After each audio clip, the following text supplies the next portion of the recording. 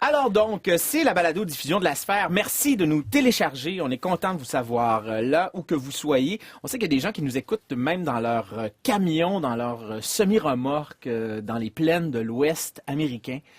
Sans blague, on a des camionneurs qui téléchargent la Sphère et qui nous écoutent comme ça pour aller venir nous livrer de la bonne salade qu'ils vont chercher en Californie. Bonjour Catherine. Bonjour Mathieu. Non mais c'est vrai. Oui. Non. La vue est sûrement plus belle à bord de leur camion qu'ici. Pas que vous êtes pas beau là. Les autoroutes du Nouveau-Mexique sont magnifiques. J'imagine. Il n'y a pas de gel. En fait, il n'y a pas de gel puis il n'y a pas de courbe. Fait que tu lâches ton volant puis t'écoutes la Sphère.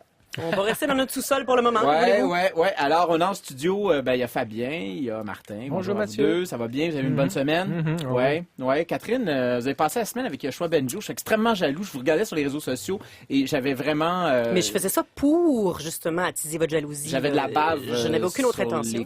Sur les commissures. Vous compreniez tout ce qu'il y avait écrit au tableau? J'ai vu quelques formules cabalistiques. Alors, mais c'est fascinant. Évidemment, je suis comme vous, je pense. Personne ici n'a de bac en mathématiques. Peut-être que vous auriez pu saisir. D'ailleurs, c'est Gabriel Tremblay, donc expert en cybersécurité. Qui a répondu à cette publication-là, disant mon chercheur chez Dell Labs a vu ça et fait c'est très simple. Il dit c'est compliqué ce qu'ils font, mais c'est facile de savoir qu'est-ce qu'ils font. Ouais, savoir dans quelle discipline on se trouve. Mais disons qu'après avoir écouté donc 5 mathématiciens pendant 1h30 expliquer ce qui était au tableau, je ne pouvais pas participer évidemment à ce qui se faisait. J'ai pas les compétences ni les connaissances. Mais je comprenais le problème. Et ça, c'était fascinant. Wow. On tentait tout simplement de faire en sorte que le réseau cherche des réponses par lui-même sans qu'on lui suggère. Et là, le modèle qui était proposé, il y avait un petit peu trop de suggestions.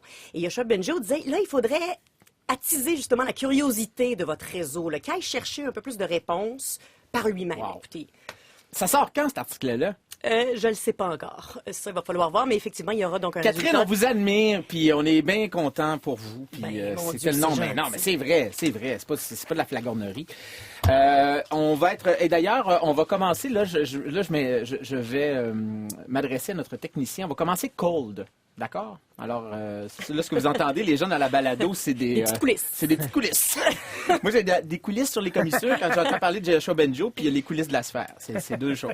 OK, dans 8, c'est le temps qu'on commence. Hein? C'est le temps. Ouais, attention. Ici Mathieu Dugal, vous écoutez La Sphère.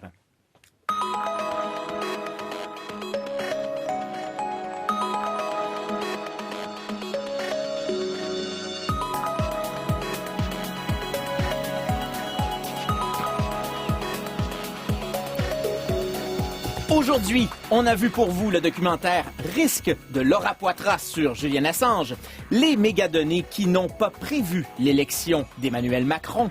Et après avoir hacké le frigo, chérie, j'ai hacké le cerveau.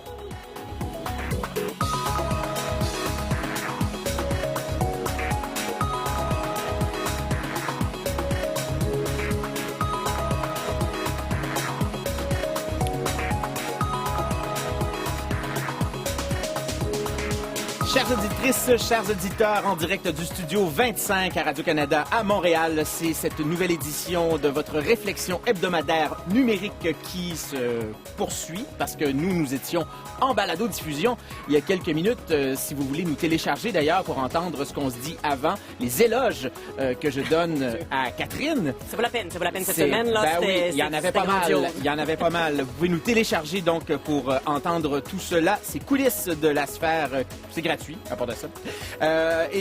Oui, aujourd'hui, c'est la joyeuse équipe qui est là, en la personne de Martin Lessard, de Fabien Lozac. Bonjour. On a comme invité de marque aujourd'hui quelqu'un dont c'est la première visite en tant que, tenez-vous bien, président de la Commission de l'éthique en sciences et en technologie. Jocelyn Maclure, bonjour. Bonjour Mathieu. Professeur de philosophie à l'Université Laval et spécialiste de l'éthique, il va sans dire. Absolument. Bienvenue parce qu'on va parler des questions. Les questions éthiques, elles sont de plus en plus présentes quand on parle de technologie. D'ailleurs, on avait commencé notre année 2017 en parlant précisément de ce sujet-là à la sphère. Et il en était question hier avec ce cyberpiratage nommé WannaCry. Vous avez vu ça, les hôpitaux britanniques, des endroits partout dans le monde, en Espagne également, la compagnie Telefonica a été aux prises prise avec ce maliciel qui profitait d'une vulnérabilité du logiciel Windows. Et pour nous en parler, quelqu'un qui s'y connaît en vulnérabilité, on ne parle pas de les siennes,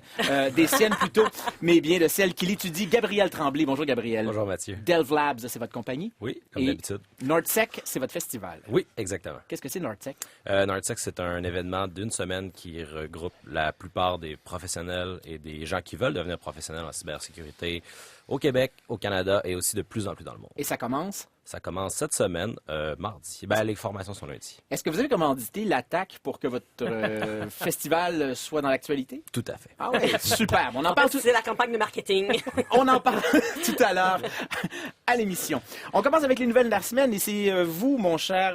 en fait, c'est vous, Catherine, qui allez commencer avec cette histoire complètement hallucinante en la personne de Chelsea Manning. Voilà. Chelsea Manning qui se prépare, tenez-vous bien, à sortir de prison. À être libérée, oui, après 7 ans d'emprisonnement à la prison Fort Leavenworth au Kansas. Elle a été graciée, on va s'en souvenir, dans les derniers jours de la présidence de Barack Obama. Et donc là, elle va pouvoir enfin, on peut lire un article dans le Guardian qui dit qu'elle peut enfin respirer l'air. Donc elle va sortir mercredi matin, oui, au petit matin. Rappelons qui est-elle, cette Chelsea Manning, et pourquoi elle a fait l'actualité. Voilà. Alors, Chelsea Manning est en fait, était il y a 7 ans, un homme, Bradley Manning, un militaire américain, qui a été arrêté pour avoir coulé toutes sortes de documents confidentiels par l'entremise de Wikileaks. Et là-dedans, peut-être que vous vous en souvenez, un des documents les plus vus, les plus connus, c'est cette vidéo donc où on voit des militaires américains attaquer des civils et 2 employés de Reuters, vraiment comme une espèce de jeu vidéo. C'est à glacer le sang. Donc, on voit la caméra d'un hélicoptère d'attaque qui, littéralement, comme dans un jeu vidéo, vous l'avez dit, décime. Hein, c'est vraiment du tir au pigeon d'argile. Là. On décime des gens au sol. On voit tout, là, littéralement. Absolument. Alors, s'en est suivi donc l'arrestation d'à l'époque Bradley Manning, maintenant devenu Chelsea Manning. Donc, on a décrié ces conditions de détention qui ont été à plusieurs égards décrites comme étant de la torture. Bref, vraiment, 7 ans d'emprisonnement extrêmement difficile. Et ça va marquer également parce que... 2 tentatives de suicide. 2 tentatives de suicide également, vous avez raison. Et c'était la plus longue peine de prison dans l'histoire des États-Unis pour une question de fuite de documents comme cela. Elle était condamnée à 35 ans de prison, Chelsea Manning. Alors voilà, tout ça, le cauchemar va prendre fin donc finalement cette semaine, mercredi matin. Ça sera à suivre, voir cette sortie de prison. Hein, c'est presque... En fait, son calvaire a commencé comme un film en livrant ces documents-là et ça va se poursuivre comme un film quand on la verra sortir. Il y a bientôt un siècle, c'était à la fin de la Première Guerre mondiale, les Français qui avaient très peur des bombardiers allemands, c'est une histoire qui est peu connue, ça, avaient créé une seconde ville de Paris. C'était au nord-ouest de la capitale, c'était dans le coin de Maisons-Laffitte. Et donc, on avait littéralement créé une ville de toutes pièces pour berner les bombardiers allemands qui, à l'époque, on le sait, la vision des avions n'était pas très élevée. En fait, c'était celle des pilotes. C'était assez facile de berner les gens. Et donc, en créant des leurres, on a réussi à berner. En fait, on n'a pas réussi parce que la guerre s'est terminée avant qu'on puisse tester le procédé. Mais le fait est qu'on avait voulu faire ça. Donc, la technique du leurre, c'est vieux comme le monde. Et Fabien, on a vu ça la semaine dernière, encore une fois, à l'œuvre dans la question de l'élection d'Emmanuel Macron et surtout des techniques des pirates qui ont cette fois-ci échoué. Oui, ils ont échoué. C'est un article du New York Times qui nous raconte ça. Mais pour rappel des faits, un petit peu pour revenir à ce qui s'est passé, on vous en parlait la semaine dernière justement. Pendant l'élection française, quelques heures avant l'élection, il y a 9 gigaoctets de documents qui avaient été dérobés à l'équipe d'Emmanuel Macron. D'ailleurs, cette affaire a rebondi dans l'actualité québécoise hier, puisque un des instigateurs de cette fuite, qui est un suprématiste blanc américain du nom de Jack Posobiec, a affirmé qu'un de ses traducteurs de ces documents, traduits du français à l'anglais, n'était nul autre que le polémiste libertarien Éric Duhem, ce que ce dernier a nié. Et cette fuite de documents, ça rappeler exactement la même fuite qu'avait subie le Parti démocrate en juillet 2016. Et là, cette semaine, on a un article du New York Times qui nous en apprend un peu plus sur cette histoire. Il raconte que depuis le début de la campagne, l'équipe d'Emmanuel Macron donc faisait l'objet d'attaques répétées, que les services de renseignement américains avaient même prévenu l'équipe du nouveau président, et que ces attaques, finalement, elles utilisaient une bonne vieille technique, celle du hameçonnage. Donc les pirates, ils mettaient en place des espèces de stratagèmes pour inciter les internautes à donner leur mot de passe. Et l'équipe de campagne, elle savait qu'un jour ou l'autre, quelqu'un dans l'équipe allait faillir, allait tomber dans le piège. Ce qui est arrivé. Alors, ce qu'ils ont décidé de faire, c'est d'utiliser une technique de défense, exactement celle que vous venez de nommer. C'est pas une technique pour éviter de se faire pirater, c'est une technique pour brouiller les pistes en cas de fuite. Ce qu'on appelle la stratégie du cyber blurring, une technique de brouillage, exactement. Donc, l'équipe a créé des faux comptes remplis de faux documents avec des faux noms attirant l'attention comme des noms de personnalités politiques, des noms de banques. Et donc, on voulait piéger les hackers et puis leur faire perdre du temps. Et d'ailleurs, des communautés en ligne comme The Rebel, qui est le site de Jack Posobiec, les communautés de Donald, dont on parle ici souvent, les communautés sur Reddit qui supportent Donald Trump, sont complètement tombées dans le panneau. Ils se sont félicités d'avoir trouvé des documents incriminants, comme Macron/Arabie Saoudite, qui contenaient des transactions financières datant de 2003, impliquant des trafiquants d'armes. Donc, finalement, sauf que le problème, c'est qu'en 2003, Emmanuel Macron avait 24 ans, il était encore à l'école. Ouais.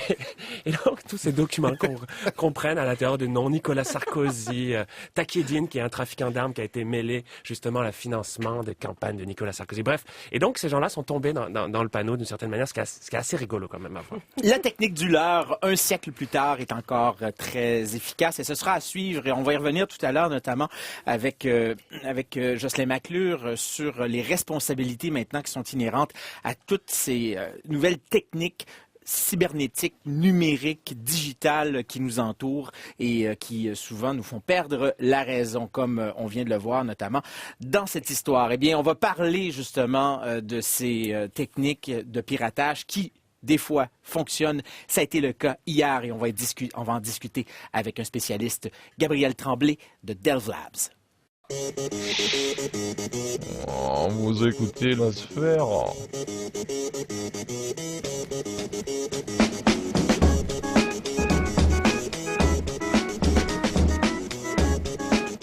Avec Mathieu Dugal et son équipe.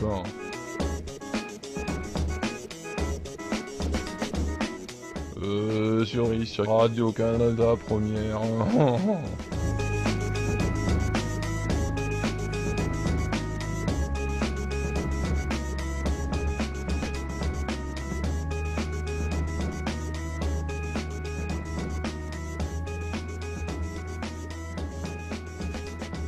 Alors, vous venez d'entendre ce qui arrive quand on pirate la voix d'une intelligence artificielle. Ça donne un peu cela.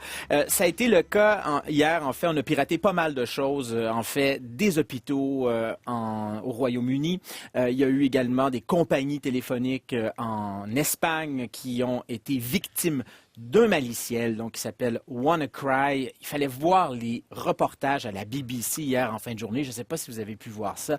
Un homme notamment qui attendait d'avoir une opération à cœur ouvert. Il fallait littéralement, il était interviewé, il disait, ils m'ont rasé, ils venaient de me raser le torse parce qu'ils devaient m'ouvrir. Et le médecin est venu me voir et dit, désolé, on vient de se faire pirater, on doit vous renvoyer chez vous. Sa belle-sœur, en fait, toute sa famille s'était louée des chambres à Londres pour venir le soutenir dans cette épreuve-là. Et bon, il dit, c'est désolé parce si on a à vous faire une transaction, on n'aura peut-être pas accès à votre groupe sanguin. Et donc, une transfusion. Une transfusion, pardon, ouais, c'est ça. Vous êtes à l'argent. Wow! C'est quelque chose, ça, hein? Et donc, on a vu littéralement le monde médical dans bien des pays s'arrêter pour cette chose-là. Qu'est-ce qui s'est passé? Gabriel Tremblay, vous êtes de Delve Labs. C'est une entreprise qui est spécialisée en cybersécurité. Vous êtes également président de ce festival de sécurité informatique qui commence au début de la semaine prochaine. Dites-nous plutôt, est-ce que c'était facile de se prémunir face à ce maliciel-là?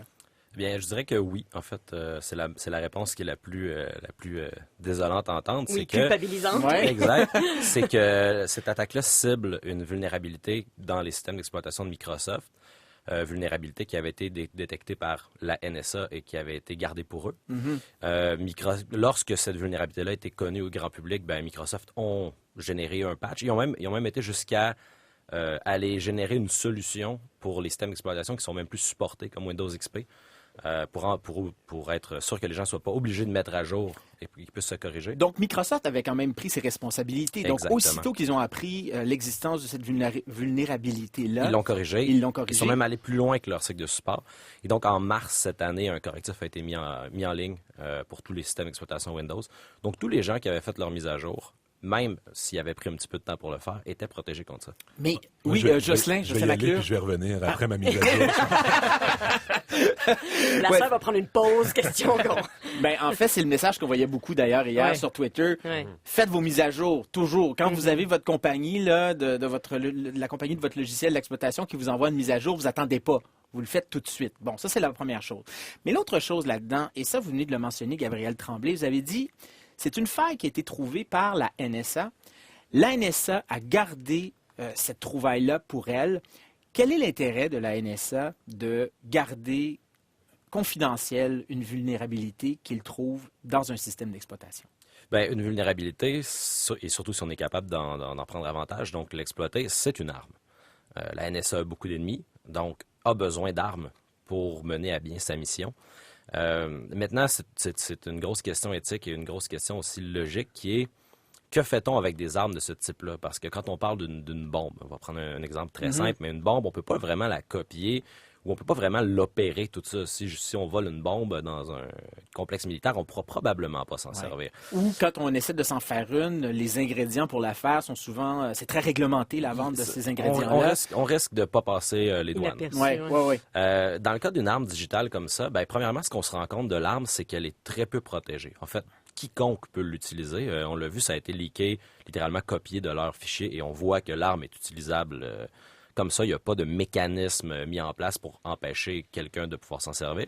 Mais aussi, ben, ça se copie. Donc, c'est une arme qui est facilement transmissible. En fait, c'est une ligne de code. Hein? Ben, c'est un pratique, quelques lignes de code. Plusieurs, mais ouais. tout de même, c'est ça. C'est un programme, Ouais. tout de même d'une certaine simplicité.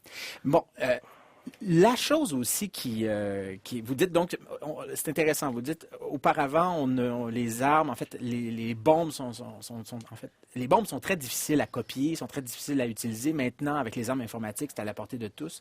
Comment est-ce que c'est sorti des labs de la NSA pour se retrouver dans le grand public? Ça, c'est la très grande question auquel il n'existe probablement pas de réponse définitive. C'est de l'informatique, c'est des données. Tous les scénarios plausibles sont probablement plausibles. On dit qu'il y a un groupe de pirates qui s'appelle Shadow Brokers qui aurait... Ben, c'est eux. Dans Qui le aurait fond, laissé fuiter donc dans le cette fond, chose-là. eux ont Ouais. pris la possession d'un paquet d'armes, en fait. C'est quand même des affaires qui étaient quand même assez datées, mais qui ont, justement, ça pourrait nous donner un indice de où est-ce qu'ils ont pris ça. Puis ils l'ont coupé en deux. Puis on dit à tout le monde, regardez comment c'est vrai ce qu'on vous dit, on va relaisser ça à la grande population si vous nous donnez pas un montant d'argent. Ça, c'était au mois d'août. Hein. Donc, Exact. au mois d'août, donc Shadow Brokers se sont retrouvés avec un paquet d'outils qu'ils ont volés de la NSA, donc des outils développés avec pas mal d'argent et qui peuvent s'attaquer avec assez d'efficacité à plein de systèmes. Exactement. Ils ont dit, OK, regardez comment on a un bon butin. Ils ont tenté de le vendre également. Exactement. On ne sait pas si ils ont été payés, mais ce qu'on sait, c'est qu'ils ont décidé de laisser aller l'autre morceau qui était un petit peu plus substantiel que le premier. Et l'autre morceau, c'est celui qu'ils ont rendu contient. public. Donc, on était à la mi-mars à peu près. Et donc, là, ils rendent ça public avec ce fameux, en fait, cette vulnérabilité qui s'appelle Eternal Blue. C'était l'outil d'attaque, en fait. Eternal Blue, c'était le nom de l'outil que la NSA avait créé. Et donc, ils ont rendu ça public. Et là, c'est à ce moment-là que Microsoft dit, oh, OK, Réglons le problème. il faut régler le problème le plus rapidement possible. Comment se fait-il à ce moment-là qu'on a des entreprises, des organisations quand même assez colossales? On parle de la NHS aux États-Unis, le système de santé. On parle de Telefonica, notamment, en Espagne, qui n'est pas la dernière des compagnies, un grand fournisseur d'accès Internet, de cellulaire. comment est-ce que ces gens-là n'ont pas fait ce que bien des particuliers ont pu faire sur leur ordinateur, c'est-à-dire faire une petite mise à jour, puis ça a réglé le problème? Ben, l'informatique moderne est assez complexe dans le sens où le volume va amener des problématiques qui sont reliées un peu presque au chaos.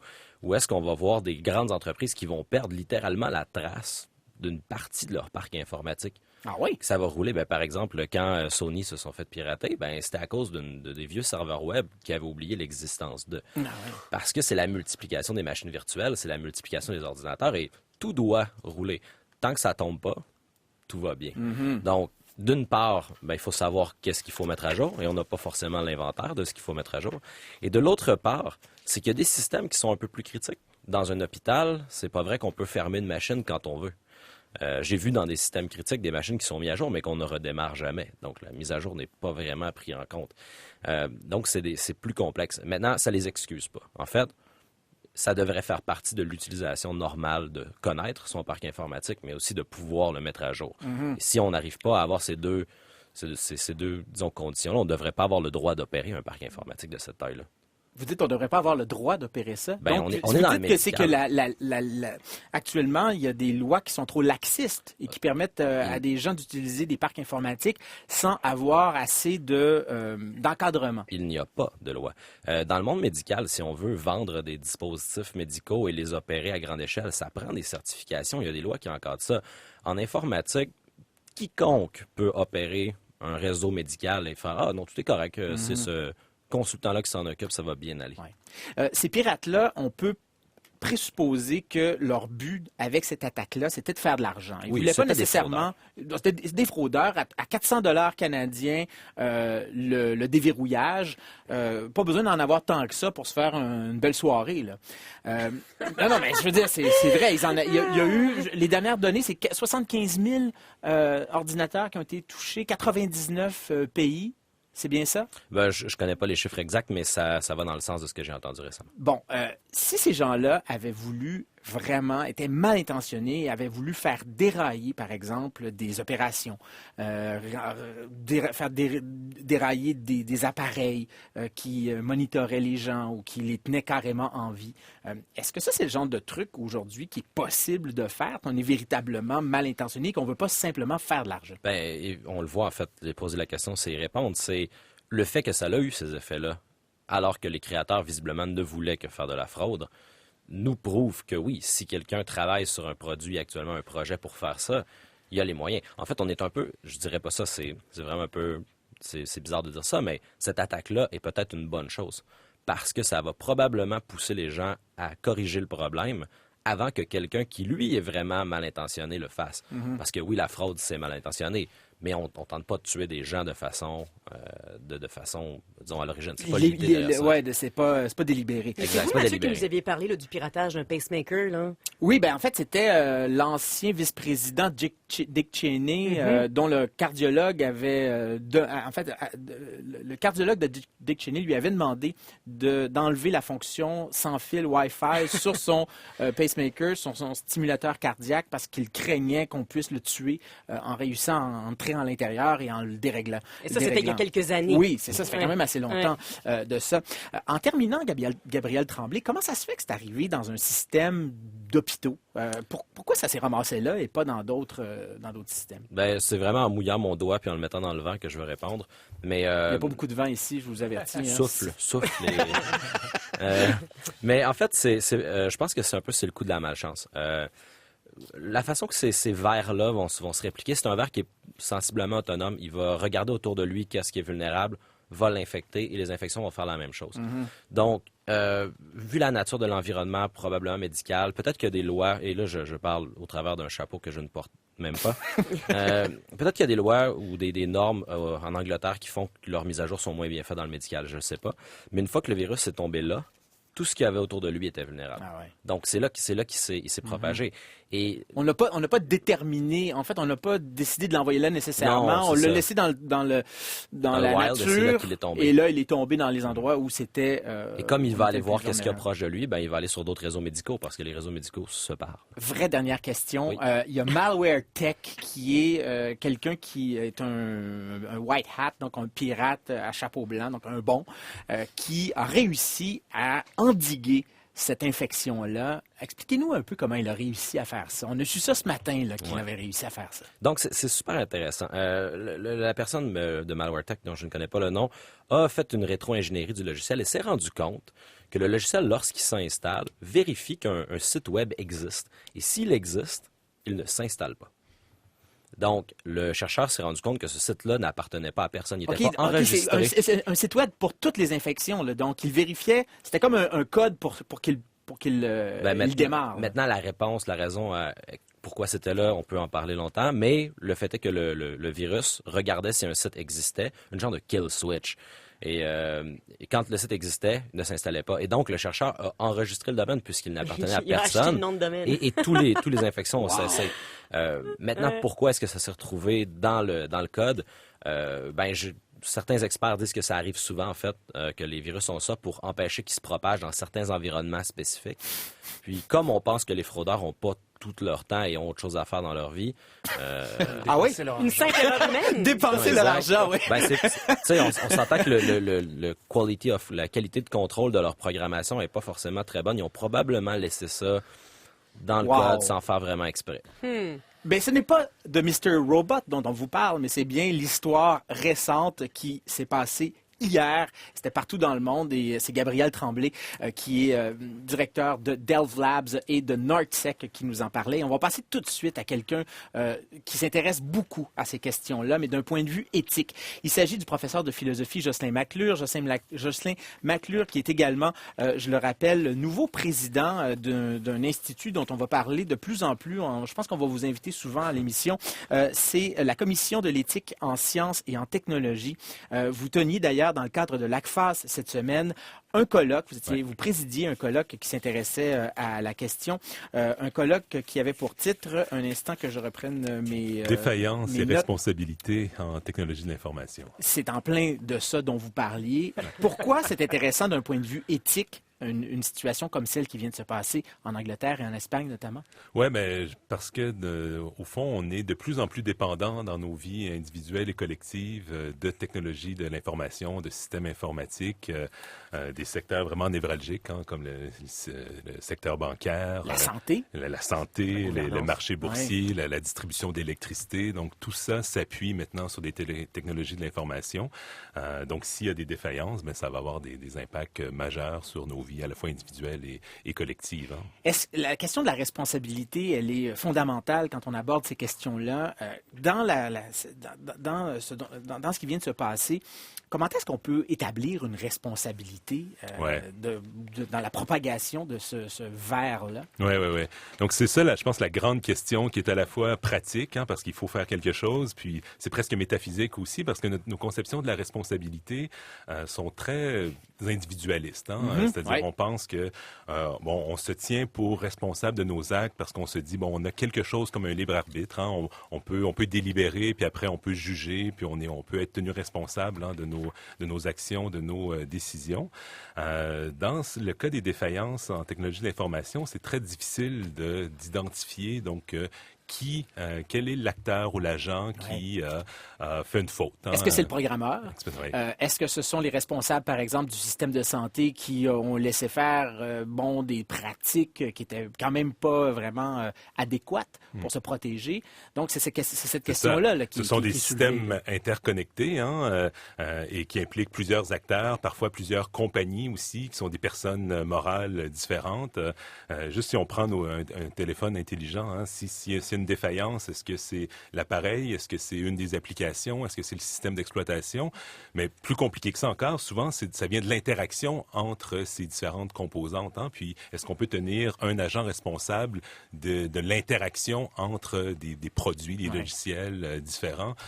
C'est difficile de le faire. Donc, la fameuse traçabilité là, qu'on voit notamment dans le domaine de l'agroalimentaire, quand on a des cas où il y a de la viande, par exemple, qui est infectée, traçabilité, quand on est dans le domaine de l'informatique, cette traçabilité-là est encore plus difficile à faire. Et là, on rajoute une couche là-dessus, comme si ce n'était pas déjà assez compliqué. On peut rajouter une couche d'intelligence artificielle. C'est que de plus en plus, on aura des systèmes qui prendront eux-mêmes des décisions. Gabriel, d'ailleurs, dans votre compagnie, vous travaillez là-dessus, sur des systèmes qui détectent eux-mêmes, qui peuvent être en mesure de détecter eux-mêmes des attaques? En fait, ça, c'est l'idée, c'est d'amener la machine à être autonome pour qu'elle puisse opérer dans l'univers qui est beaucoup trop complexe pour nous. Si, à un moment donné, une de vos machines se dérègle, est-ce que c'est votre responsabilité? Ça va être la responsabilité de l'intelligence artificielle que vous aurez créée. C'est une très bonne question. Répondez-y donc, mon frère Jocelyn. Réglons ça aujourd'hui. Ouais. Mais c'est vrai qu'une des théories là qui est éprouvée présentement ou qui est discutée, c'est d'attribuer une forme de responsabilité à la fois morale et légale à des agents artificiels. Donc, lorsqu'on dit qu'il y a des machines apprenantes, des formes d'apprentissage profond qui font en sorte que les algorithmes, par exemple, se transforment eux-mêmes à la lumière du contact avec leur environnement, certains disent il faut arriver à les responsabiliser. Donc moi, si ça pouvait se faire, je serais très heureux, mais j'ai du mal à voir comment on peut en arriver là. C'est pour attribuer une vraie responsabilité, il faut quelque chose comme une certaine conscience de nous-mêmes. On est dans un environnement, nos décisions peuvent avoir différents impacts. Dans le cas des machines, même intelligentes, même autonomes, en intelligence artificielle, je vois mal comment on peut en arriver là. Mais en même temps, on est au début de l'histoire. L'intelligence artificielle, écoutez, la sphère a commencé en 2011. Ouais. On a commencé, quand on était en 2011, le mot était même pas utilisé tant que ça. On a vu avec justement cette création des réseaux neuronaux, avec l'apprentissage profond, on a vu arriver cette nouvelle puissance-là, et là, on est au début de l'histoire. Moi, si l'émission est là encore 5 ans, j'ai peine à m'imaginer dans 5 ans où on sera rendu. Moi, je pense que la question de la conscience de l'intelligence artificielle, elle va se poser là, mais pas dans 10 ans. Elle va se poser dans un horizon de peut-être 5 ans. Tout à fait. On est vraiment dans l'incertitude très profonde sur ce plan-là. Personnellement, j'ai l'impression que la conscience, quelque chose comme la conscience humaine, a besoin d'un support biologique pour émerger, mais il n'y a personne qui a une théorie satisfaisante de l'apparition de la conscience humaine. Non, ça demeure, on parle comme la hard question, on sait pas, il y a plusieurs théories, mais dans le cas c'est formidable, les progrès en intelligence artificielle, en particulier à Montréal, sont vraiment franchement impressionnants. Mais il s'agit quand même de machines qui sont hétéronomes, à le contraire de l'autonomie, qui demeurent très hétéronomes en ce sens que, ils dépendent d'abord lourdement de leur programmation et ensuite des données qu'on leur offre pour s'alimenter et se transformer. Donc, on n'est pas encore dans une agence là qui aurait quelque chose comme une autonomie. On dépend des codes et on dépend des données qui sont fournies dans l'environnement. Donc, je vois pas comment responsabiliser une telle entité, personnellement. Ça va prendre un législateur qui va être à l'avant-garde. On sait que c'est rarement le cas. Est-ce que là, il va falloir aller rapidement pour justement commencer à encadrer ces choses-là avant qu'elles nous dépassent? Tout à fait. Je pense à la commission, c'est un des enjeux qu'on va étudier, là, c'est-à-dire comment encadrer, réguler ces secteurs d'activité. On sait que souvent dans l'industrie, on mise sur l'autorégulation. Moi, je pense pas qu'on puisse miser complètement là-dessus. En tout cas, ça me semble peu réaliste. Je pense qu'il faut explorer des conceptions plus distribuer et diffuse la responsabilité. Il y a plusieurs acteurs qui sont impliqués, puis il faut arriver, je pense, à diffuser, à distribuer une responsabilité entre les différents acteurs impliqués qui ont tous un intérêt à développer des produits. Je pense qu'il faut les tenir responsables aussi de leur part dans ces édifices très, très complexes. Mais vous conseillez le gouvernement, donc vous n'allez pas en amont. Là. Est-ce que vous pouvez lancer des sonnettes d'alarme en leur disant, là, si vous ne vous grouillez pas, là, on va se retrouver avec des méchants problèmes légaux complexes là, à la clé. Là. Exactement. Donc, dans notre mandat, on a de conseiller le gouvernement, dont le ministère de l'Économie, Innovation et Sciences, et aussi de susciter la réflexion dans la société civile. C'est les deux parties de notre mandat. Donc, on a tout à fait ce pouvoir de lancer des champs de réflexion et de, justement, lancer des sonnettes d'alarme aussi pour dire il faut absolument s'occuper de ça maintenant. Bon, on commence à lancer la sonnette d'alarme ici parce que, ça aurait touché d'ailleurs quelques hôpitaux. On a pu voir, en tout cas, qu'il y avait des petits points sur des des cartes, notamment notre ami Malware Tech, mon cher Gabriel Tremblay, qui ont voyé quelques points au Québec. Est-ce qu'il y a moyen de savoir si effectivement ça a vraiment touché des hôpitaux ici, si on voyait ces petits points-là là, sur la carte du Québec? Non, absolument pas. Ces cartes-là sont faites avant tout pour faire un show. On n'a pas d'informations sur... C'est la faute des journalistes. Non, mais on n'a pas d'informations sur comment ils fonctionnent. On n'a pas d'informations sur la fiabilité du système de détection. Est-ce que c'est fait par heuristique? Est-ce que c'est fait par regarder le réseau, le trafic réseau? Honnêtement, à moins qu'un hôpital dise « Oui, nous avons été touchés, voici ce qui s'est passé », on le saura pas. Puis la dernière fois qu'il y a eu une grande attaque de masse, un grand problème de masse qui était... Heartbleed à l'époque, la majeure partie des grandes places qui ont été touchées ont dit non, on n'a pas été touchés. Ouais. Alors qu'on savait très bien qu'ils avaient été touchés. Oui, et on sait que souvent dans des rançongiciels, les compagnies vont payer des montants, des sommes assez rondelettes pour se sortir du trou, mais ils n'en parlent pas, bien évidemment. Merci beaucoup, Gabriel Tremblay de Delve Labs et Jocelyn McClure. Jocelyn McClure, je rappelle que vous êtes prof de philosophie à l'Université Laval et également vous êtes présidente de la Commission de l'éthique en sciences et en technologie. Merci beaucoup d'être passé ici à l'émission. Merci à vous.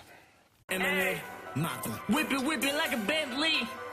Emmanuel Macron. Got 1,000,000 through the bank, nigga. Emmanuel Macron. J'ai de l'argent, fuck les pauvres. Emmanuel Macron. J'ai de l'argent, toi t'as rien. Emmanuel Macron. Conseiller pour les Rothschild. 2017, oui, Sam get this money. La France est tellement pessimiste. Ces négros touchent la CD. Number one pick I choose, nigga. Get that cake, this fuck, paper. 2017, ça va devenir chaud pour tous les pauvres. Eh bien, vous avez entendu la musique de Young CEO. Musique, c'est le nom de ce collectif de rap qui aime pas trop Emmanuel Macron, vous l'aurez compris. Une élection qui a fait couler... Pourtant, pour des jeunes CEO, c'est paradoxal. Ouais, Young CEO, c'est le nom de ce collectif. Ce sont des Français, comme leur nom l'indique. On va parler aujourd'hui de ces grandes données, ces méga données qui devaient prédire l'élection de quelqu'un qui n'était pas Macron. Elles se sont lourdement trompées, ces mégadonnées. Mais moi, ça m'a choqué quand j'ai regardé le résultat des élections, le premier tour, le 24 avril, le résultat du premier tour des élections. Les résultats des urnes concordaient en tout point aux estimations du dernier sondage IFOP du 21 avril. IFOP, c'est un institut de sondage français. Et on peut parler véritablement de revanche des sondages, parce que ces derniers temps, les instituts de sondage avaient été très critiqués. Rappelez-vous, elles avaient été incapables de prévoir le Brexit en Grande-Bretagne, ou encore de prévoir la victoire de Donald Trump aux États-Unis. Et dans le dernier mois, on a vu des entreprises de consultation politique d'un nouveau genre qui ont profité de ces ratés pour proposer une nouvelle technique de prédiction, soi-disant plus performante que les sondages d'opinion. Ce sont des techniques qui vont utiliser la force du big data, donc les données massives, ou plus spécifiquement l'analyse algorithmique d'un grand nombre de données pour faire... pas des prévisions, mais véritablement des prédictions. Il y a une force prédictive. Là. Et il y a une force aussi au champ lexical qu'on emploie. Quand on dit prédiction algorithmique, grande donnée, en général, ton interlocuteur fait comme « wow, respect ». C'est bon, t'as gagné, tout le monde a peur, on arrête. C'est l'arme de Fabien. Non, mais c'est le big data qui l'a dit. Ah, OK, bon. Okay, oui, non, mais il y a quelque chose de divin derrière ça. Et donc, on a des entreprises comme qui s'appelle Filteris, qui est une entreprise canadienne, Vigiglobe, Enigma, et elles ont toutes le même argument de vente. Nous, on avait prévu la victoire de Donald Trump, et pas vous. C'est la méthodologie qui est quand même relativement intéressante, c'est que les technologies qu'utilisent ces entreprises, elles fonctionnent un peu toutes de la même manière. Elles vont essayer d'estimer le poids numérique d'un candidat et sa popularité en ligne. Donc, on va aller chercher le volume de recherche sur Google, même si c'est quand même assez difficile d'avoir accès aux données de Google, le nombre de messages publiés autour d'un nom, sur Twitter, les partages, les mentions, les articles. Et c'est un peu un raisonnement sous forme de syllogisme. Hein. Plus un candidat génère du bruit en ligne, plus il est populaire. Et plus il est populaire, plus il a de chances d'être élu. On avait une publicité de saucisse high grade, pour ne pas la nommer, au Québec, qui disait la même chose. Plus elle est bonne, plus on en mange. Et plus on en mange. Plus elle est bonne. Plus elle est bonne. Ah oui. Et c'est parce que les sondages... Merci sondages... pour ce sursaut de il sait que j'aime beaucoup la publicité. Et les saucisses. Les sondages traditionnels, ils fonctionnent, eux, sur la méthode des quotas. Hein. On va reconstituer un pays en modèle réduit, on va respecter la pondération du genre, des catégories socio-professionnelles, du niveau de diplôme, et puis on va interroger des personnes qui sont certaines d'aller voter en demandant pour qui elles vont voter. Eux, les données massives, il n'y a pas d'échantillon, il n'y a pas de questions posées, mais on mesure le volume de messages et de recherches publiées sur Internet et on essaie aussi de classer qualitativement ces messages en positifs et négatifs, mais ça reste toujours très opaque. Oui, effectivement. Et c'est le cas avec les algorithmes. Hein. On sait ce qui rentre, on sait ce qui sort, mais à l'intérieur, La boîte noire. c'est la boîte noire. C'est toujours la hein. boîte Ouais, noire et ouais. on en revient toujours à cette métaphore de la boîte de la noire. boîte noire. Ouais. Mais cette méthode-là, elle a des biais. Et il y a le chercheur belge qui s'appelle Nicolas van der Bies. Je vous invite à aller le voir sur son Twitter. Il fait des analyses remarquables. Qui est un spécialiste des phénomènes d'influence sur les réseaux sociaux. Lui qualifie carrément cette technique d'escroquerie intellectuelle. Il nous dit les données proviennent en grande majorité de Twitter, parce que c'est presque les seules données qui sont accessibles. L'API de Twitter est ouverte. Le reste va être glané sur les sites web qui participent, sur les pages Facebook publiques, parce que Facebook, c'est fermé. Et ce qu'il nous dit, c'est que finalement, d'une part, Twitter, c'est pas le reflet de la société. Non, c'est pas tout Ben à fait non. un échantillon. Non, c'est pas un représentatif. échantillon. J'aime ça que vous preniez des termes, Catherine. C'est pas représentatif. Du Pas tout, tout à ce fait. sont des catégories socioprofessionnelles supérieures, plutôt citadines, très connectées, des gens aussi très politisés, très convaincus. Essayer de faire changer d'avis à quelqu'un sur Twitter, c'est quand même Ça n'est compliqué. jamais arrivé, en fait. Non, Vaut ça, mieux non. fermer son Non, compte. Pardon? Vaut mieux fermer son compte. Oui. Et il y a aussi cette idée que les candidats avec qui les internautes s'engagent le plus ont le plus de chances de gagner. Ça rien d'une évidence, tout ça. Hein. Une mention, c'est pas une intention de vote. Je peux mentionner un candidat pour des dizaines de raisons différentes. Et puis, sur Twitter, on a ces techniques des militants qui vont manipuler un peu l'engagement. Ils s'organisent pour relayer en masse des messages, pour créer l'illusion d'une espèce de dynamisme, qu'on appelle l'astroturfing. Nelly Brière était venue nous en parler justement ici. Effectivement. On a les robots qui publient de manière automatisée sur Twitter. On a des militants qui vont acheter des retweets sur ce réseau-là. Et puis, pas exactement la même chose pour les volumes de recherche. Ce ne sont pas non plus des votes. Phil Terris a donné gagnant François Fillon en disant, mais c'est lui qui a le plus de volume de recherche. Pourquoi François Fillon avait le plus de volume de recherche? C'est parce qu'il était pris avec des casseroles et une actualité judiciaire qui lui collait au basket. Donc, on ne faisait pas les recherches sur François Fillon pour des raisons politiques. Et puis, enfin, la tonalité, ces études, elles essaient de trier les commentaires comme neutres, positifs, négatifs.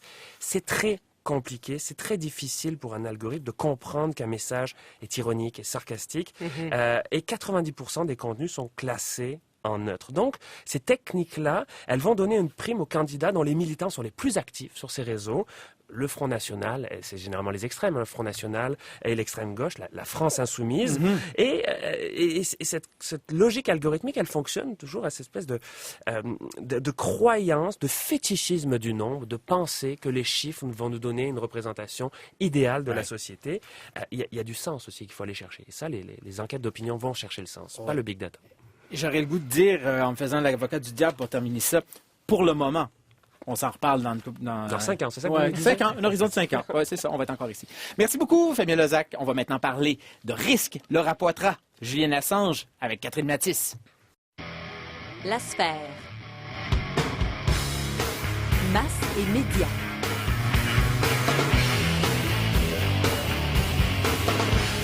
Catherine Matisse.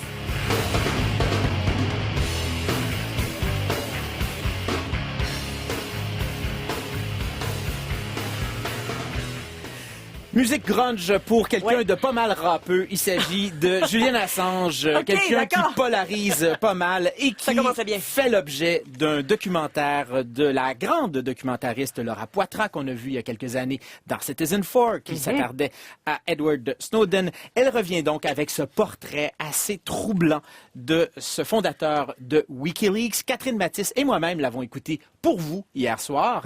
Voici notre critique. Je vous laisse commencer, Vous me Catherine. laissez commencer Oui. comme vous êtes galant. Je vous laisse les armes. Écoutez, voilà.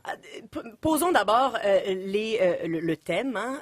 Assange, c'est pas ce qu'on pourrait appeler un personnage qui laisse indifférent. Hein. Il polarise. Là. Soit on le déteste, soit on l'adore. Donc, ce que j'aime là-dedans, c'est qu'à prime abord, ça fait un sujet de documentaire or. assez intéressant. Et donc, dans ce film-là, ce qu'on a voulu faire, c'est entrer dans son intimité de fugitif. Hein, parce qu'on sait qu'il est reclus au départ dans le films chez un partisan, ensuite dans l'ambassade d'Équateur. Donc, bref, on le voit interagir. On est dans les coulisses. Là. On le voit interagir avec les membres de son équipe. On le voit un peu diriger les activités, toujours un peu flegmatique. C'est pas quelqu'un qui donne dans l'émotivité. Hein? Vous avez remarqué, Mathieu, on le voit toujours en train de... toujours très, très calme, même dans des moments critiques. À un moment donné, on le voit en train d'essayer d'appeler Hillary Clinton, donc qui était à l'époque secrétaire d'État, pour l'aviser. Hein? Que certains petits documents un peu malaisants... allaient fuiter. Presque trop calme, anormalement calme. D'ailleurs, il y a un extrait dans le documentaire où on le voit avec nul autre que Lady Gaga. Et Lady Gaga lui demande, coudonc, pleures-tu toi des fois? Puis il dit non, moi, ça m'arrive assez peu. Et c'est quelqu'un qui est loin de ses émotions. Hein. Il dit que c'est pas ses émotions. Et d'ailleurs, il le dit, moi, mes émotions, c'est pas important. En effet. Et vous parlez du petit moment peut-être un peu plus léger de ce film-là parce que le reste, vraiment, on dépeint un curieux personnage. Et fait intéressant dans ce film-là, contrairement à Citizenfour, qui était également dirigé par Laura Poitras, elle est présente de manière différente, la cinéaste, cette fois-ci. Je dirais même qu'elle est impliquée dans le sujet à plusieurs égards. D'ailleurs, on apprend notamment qu'elle a été en relation avec Jacob Appelbaum, un fidèle collaborateur de WikiLeaks, qui est loin, lui aussi, d'avoir un dossier immaculé là, en ce qui a trait aux allégations d'agression sexuelle. Vous voyez mon euphémisme. Que traîne également Julian Assange. Que traîne, bien sûr, Julian Assange. Et c'est justement ça. Ce film-là, c'est un peu l'évolution, non seulement de la relation de Poitras et d'Assange, mais aussi l'évolution de toutes les causes incriminantes qui pèsent sur Assange. Et d'ailleurs, on pourrait dire que c'est un work in progress, parce qu'elle est présentée à Cannes l'an dernier, et c'était dans une version qui n'est pas celle qui est disponible maintenant dans les cinémas, et notamment sur iTunes, parce qu'elle a continué à compléter ce documentaire-là depuis qu'elle l'a présenté l'an dernier. Oui, effectivement. Donc, c'est la deuxième version. Donc, une version, semble-t-il, un peu plus mitigée. Parce que la première version, je ne l'ai pas vue, mais il semble qu'on dépeignait un Assange vraiment en héros. Et là, on mise vraiment davantage sur son narcissisme, sur ses failles. Et ça fait peut-être écho, justement, au conflit intérieur qu'a dû vivre la cinéaste Laura Poitras, étant si proche du sujet tout de même, faut le dire. Puis elle le dit d'ailleurs au début, ce n'est pas le documentaire que je voulais faire, et on pourrait l'intituler, ce documentaire-là, donc risque une biographie non autorisée, parce que Julian Assange n'est pas du tout content avec le résultat qui est actuellement diffusé. En fait, Julian Assange a plusieurs crottes sur le cœur, notamment celle... C'est une manière de dire. Oui, vous voyez que je fais dans le léger. Mais notamment...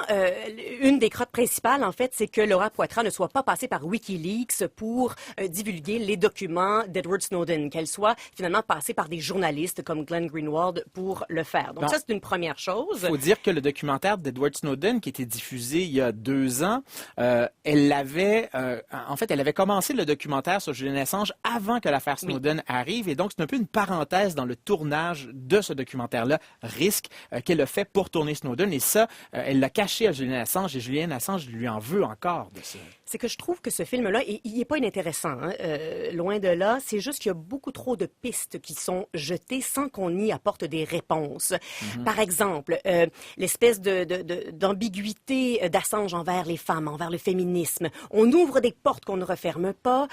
On parle de plusieurs choses sans vraiment y répondre. Comme par exemple, on le voit là, dans le film, l'ex-directeur du FBI, James Comey, hein, qui a connu des semaines moins heureuses dans les dernières semaines, mais justement, j'aurais aimé qu'elle poursuive son travail un peu plus longtemps. J'aurais aimé comprendre, par exemple, le rôle de WikiLeaks dans les élections américaines.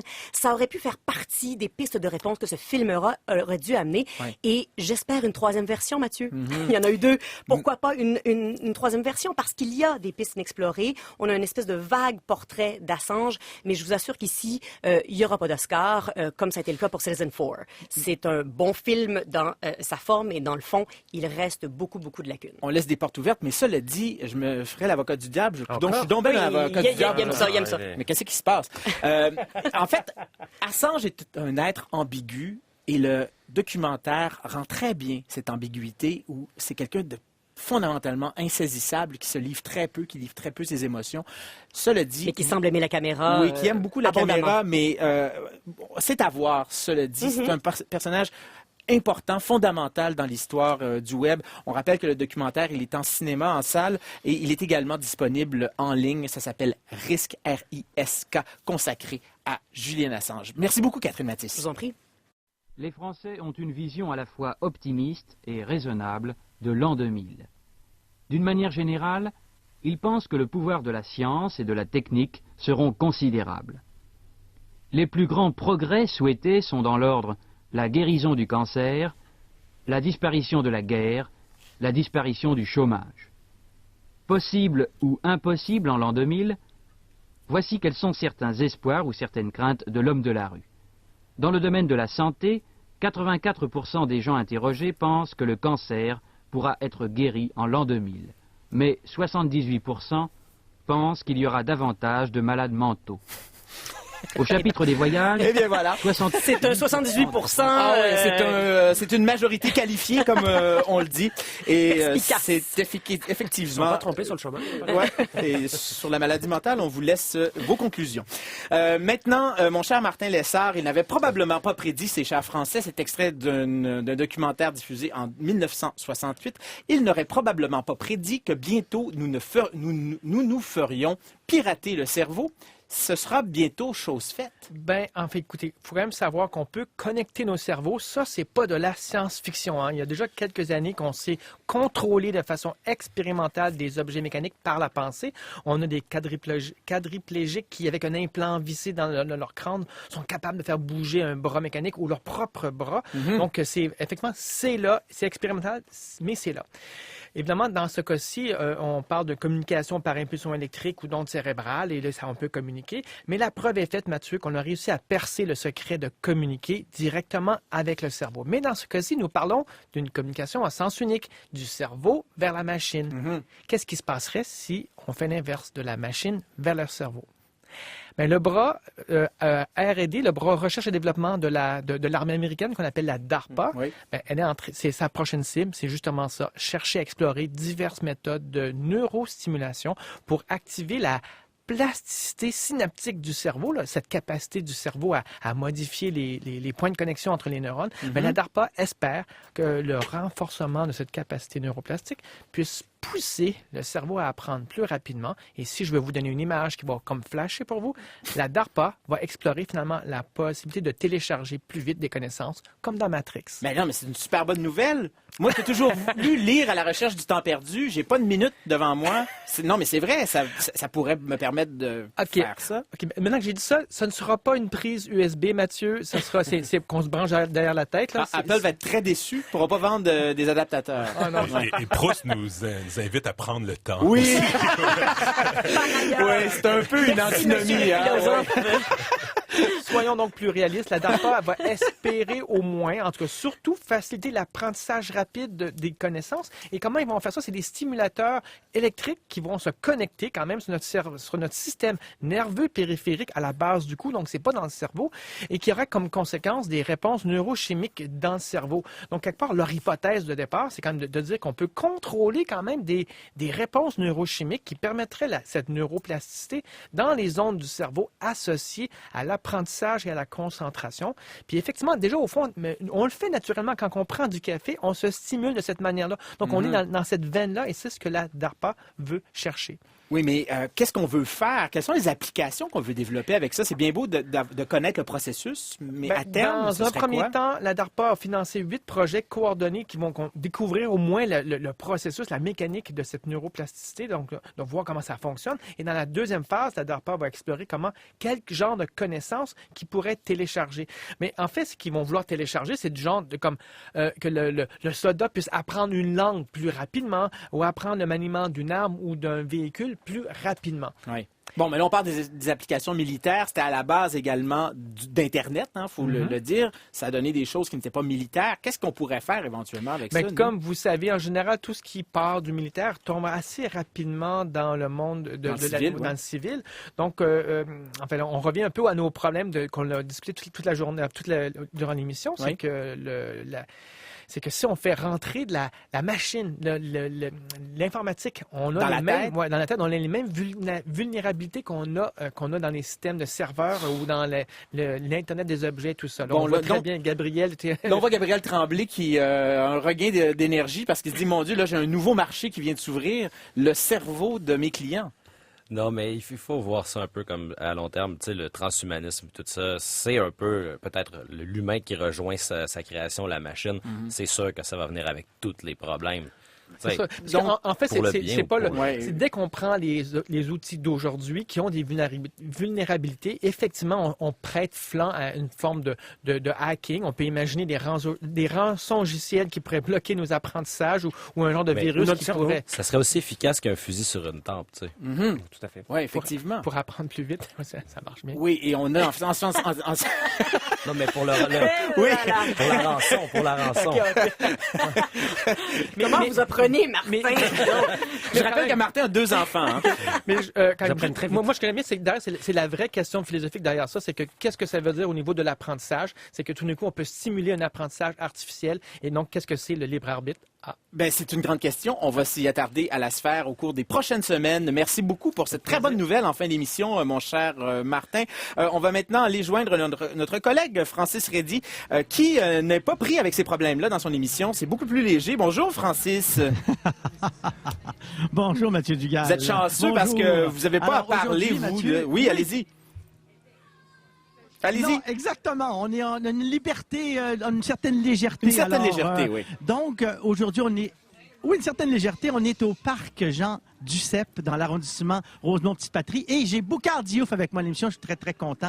Mon ami Boucard, ça fait longtemps que je ne l'ai pas vu en ondes. Ça fait un petit bout. Et on va parler aussi de homard. Et Mathieu, j'ai une question. Quel homard vous préférez? Celui des Îles-de-la-Madeleine ou celui de la Gaspésie? Je ne me commettrai pas. J'ai déjà trop d'ennemis, mon Ceux cher du Saguenay. Francis. D'accord! D'accord!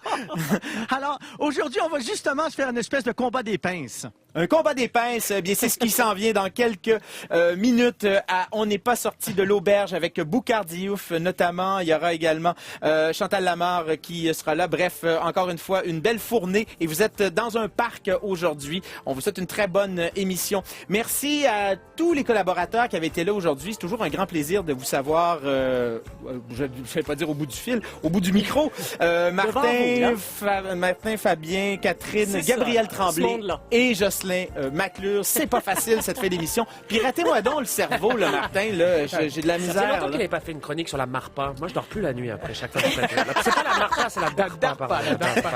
C'est l'enfer. Il est 2 heures pour tout le monde. Hey, on se retrouve, nous, samedi prochain, 13h, ou sur les réseaux sociaux. D'ici là, allez en paix, chères auditrices, chers éditeurs. Bye bye.